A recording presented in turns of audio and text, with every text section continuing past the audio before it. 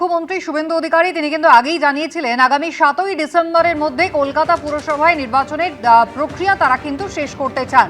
আর কলকাতা এবং হাওড়া এই দুটো পুরসভার ক্ষেত্রে আসন পুনর্বিন্যাস এবং সেই সংক্রান্ত সংশোধনী বিলের জন্য আজ একদিনের জন্য বিধানসভায় বিশেষ অধিবেশন বসছে।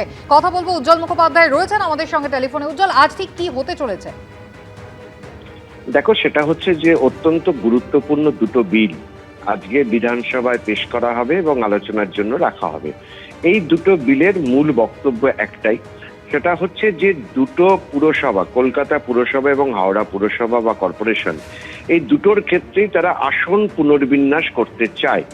রাজ্য সরকার মনে করছে যে এই মুহূর্তে কলকাতার যেভাবে বৃদ্ধি হয়েছে বা জনসংখ্যা যেভাবে বেড়েছে, তাতে 144টা যে ওয়ার্ড রয়েছে সেই ওয়ার্ডকে পুনর্বিন্যাস করে সেটা 208 এই পরিমাণ ওয়ার্ড তারা করতে চায়।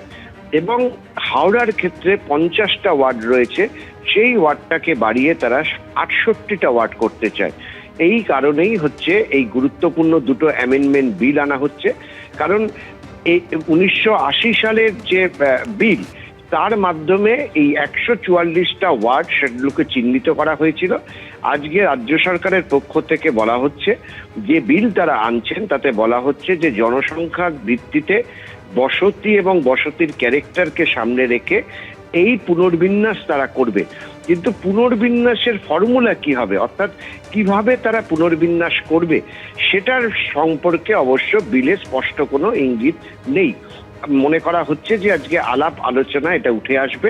অর্থাৎ একটা বিষয় কিন্তু খুব স্পষ্ট, যে মুখ্যমন্ত্রী যেটা বলেছিলেন ডিসেম্বর মাসের মধ্যে তিনি কলকাতা পুরসভার নির্বাচন এবং হাওড়া পুর কর্পোরেশনের নির্বাচন তিনি শেষ করবেন, এই কারণেই তড়িঘড়ি করে একদিনের বিশেষ অধিবেশন ডেকে এই দুটো বিলকে তারা আজকে বিধানসভায় পেশ করছেন এবং পাশ হওয়ার পর তারা রাজ্যপালের কাছে পাঠাবেন সইয়ের জন্য।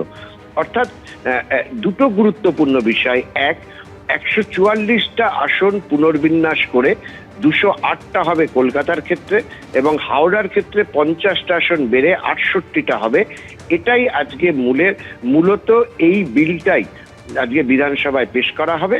বিরোধীরা আপত্তি তুলেছেন, বিশেষ করে কালীঘাট শিবিরের দাবি যে কি ফর্মুলায় ভাগ করা হচ্ছে ওয়ার্ডগুলোকে, সেই সম্পর্কে কোনো স্পষ্ট ধারণা এখনো পর্যন্ত সরকার দিচ্ছে না। তাদের দাবি ছিল যে জনগণের সঙ্গে কথা বলে তাদের মতামত নিয়ে এই পুনর্বিন্যাস তারা করতে পারত। যদিও সরকারের পক্ষ থেকে স্পষ্ট জানানো হয়েছে যে নির্দিষ্ট ফর্মুলার ভিত্তিতেই, অর্থাৎ এক একটা অঞ্চলের জনবসতি এবং সেখানকার বিভিন্ন বাসস্থানের যে চরিত্র, সেটাকে চিহ্নিত করেই তারা এই পুনর্বিন্যাস করতে চলেছে। উজ্জ্বল, ধন্যবাদ। দিলীপ ঘোষ কি জানিয়েছেন এই নিয়ে দেখুন। আজকেই অধিবেশন আছে, বিশেষ অধিবেশন। এই সমস্ত বিল আসবে, পাস করা হবে। ডিলিমিটেশন যতক্ষণ না পুরো হচ্ছে, পশ্চিমবাংলায় আমরা পঞ্চায়েতকে ছোট করছি, বিডিও যে আছে ব্লক তাকে ছোট করা হচ্ছে। আর যাতে প্রশাসনিক সুবিধা হয়, আমি সাজেশান দিয়েছি মাননীয় চিফ সেক্রেটারি, চিফ মিনিস্টারকে যে জেলাকেও ছোট করুন। অলরেডি 5টা জেলা আমরা বাড়াচ্ছি, আরও বড় বড় জেলা আছে সেগুলো ছোট করার দরকার আছে। ঠিক সেরকমই কর্পোরেশন মিউনিসিপ্যালিটিতে ওয়ার্ডও বাড়ানো হচ্ছে যাতে প্রশাসনিক সুবিধা হয়। এবিপি আনন্দ এগিয়ে থাকে, এগিয়ে রাখে।